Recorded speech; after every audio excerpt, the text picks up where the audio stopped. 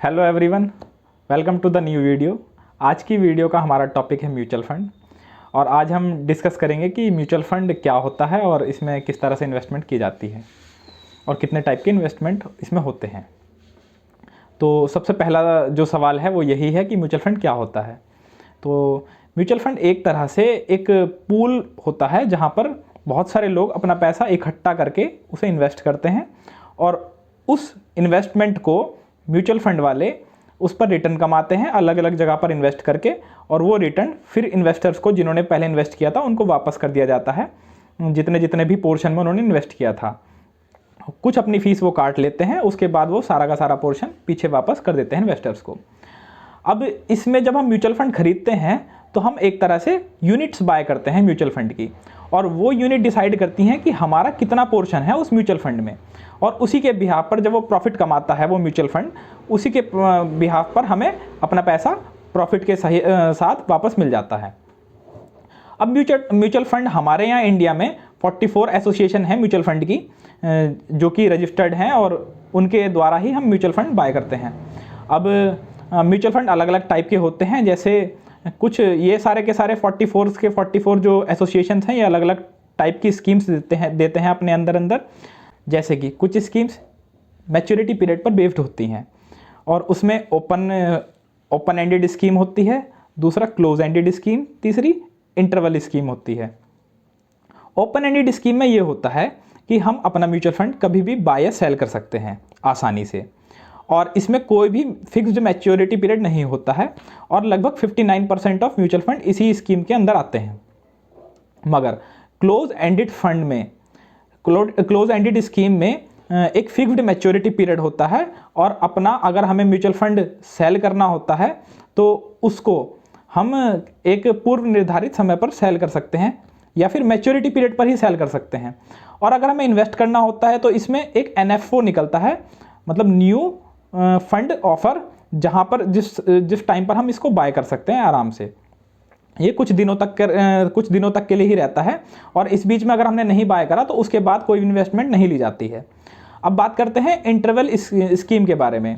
Interval scheme में ये होता है कि इसमें भी ये दोनों के मिश्रण से बना होता है, ओपन एंड और क्लोज एंड, इन दोनों के फंक्शंस इसमें लागू होते हैं। मगर इसमें जब इन्वेस्टर अपना पैसा लगाता है तो उसको अगर अपना म्यूचुअल फंड बेचना है तो वो उसे आसानी से स्टॉक एक्सचेंज पर ट्रेड कर सकता है। इसमें ये उसको फ़ायदा मिलता है। इसमें भी वो आसानी से बेच सकता है जब भी वो चाहे, और जब भी वो चाहे वो खरीद भी सकता है। और अब जैसे कि कुछ स्कीम्स जो होती हैं प्रिंसिपल बेस्ड स्कीम्स होती हैं, वो प्रिंसिपल अमाउंट पर बेस्ड होती हैं, जैसे कि इक्विटी स्कीम, फिर debt scheme, hybrid scheme, solution oriented scheme, और फिर अदर्स स्कीम्स आ जाती हैं। अब इन सबको समझने के लिए हम स्क्रीन की मदद ले लेते हैं, स्क्रीन पर हम इनको डिटेल में समझ सकते हैं। तो चलिए शुरू करते हैं। हेलो एवरीवन, जैसा मैंने आपको बताया कि कुछ इन्वेस्टमेंट जो होती हैं प्रिंसिपल बेस्ड इन्वेस्टमेंट होती हैं, और उनमें भी 5 कैटेगरी डिवाइड हो जाती हैं। जैसा पहला इक्विटी स्कीम्स होता है, दूसरा डेट स्कीम, तीसरा हाइब्रिड स्कीम, चौथा सॉल्यूशन ओरिएंटेड स्कीम, और पांचवा अदर स्कीम्स में सारे आ जाते हैं। जब हम बात इक्विटी स्कीम्स की कर रहे हैं तो इक्विटी स्कीम्स में सेबी ने 11 कैटेगरी डिवाइड करी थी, मगर म्यूचुअल फंड कंपनी के पास केवल 10 कैटेगरी रखने की इजाज़त होती है, तो इसलिए म्यूचुअल फंड ने 7वें नंबर की जो स्कीम है उसको 2 पार्ट में डिवाइड कर लिया है। ये सब समझने से पहले हम ये जान लेते हैं कि सेबी के according large cap, mid cap और स्मॉल कैप की क्या डेफिनेशन होती है। लार्ज कैप का मतलब होता है टॉप की जो 100 कंपनी है मार्केट कैपिटलाइजेशन के हिसाब से, मतलब जिनका साइज बहुत बड़ा है। अगर हम बात करें जो सबसे बड़ी कंपनी है वो फर्स्ट नंबर पे आएगी, उसके नीचे उससे छोटी वाली, और उसके नीचे उससे छोटी वाली। तो ऐसे करके अगर हम ऊपर की टॉप की 100 कंपनी लेते हैं तो वो आती हैं लार्ज कैप में, और 100 के बाद 250th नंबर तक जो आती हैं नीचे की 150 कंपनी वो आती हैं मिड कैप में, और उसके नीचे जितनी भी कंपनी आती हैं 250 के नीचे वो सारी की सारी आ जाती हैं स्मॉल कैप में। अब इक्विटी फंड में कौन कौन से फंड होते हैं, जैसे पहला होता है मल्टी कैप फंड, दूसरा होता है लार्ज कैप फंड, तीसरा होता है लार्ज मिड कैप फंड, चौथा होता है मिड कैप फंड, और पांचवा होता है स्मॉल कैप फंड, छठा होता है डिविडेंड यील्ड फंड, सातवां वैल्यू फंड, 7th का बी होता है कॉन्ट्रा फंड, और 8th होता है focused fund, 9th sectoral fund और थीमेटिक बोलते हैं इसको, 10th को बोलते हैं ELSS फंड। तो ये सारे फंड होते हैं इक्विटी स्कीम में। इसके बाद जो आता है वो आता है डेट स्कीम।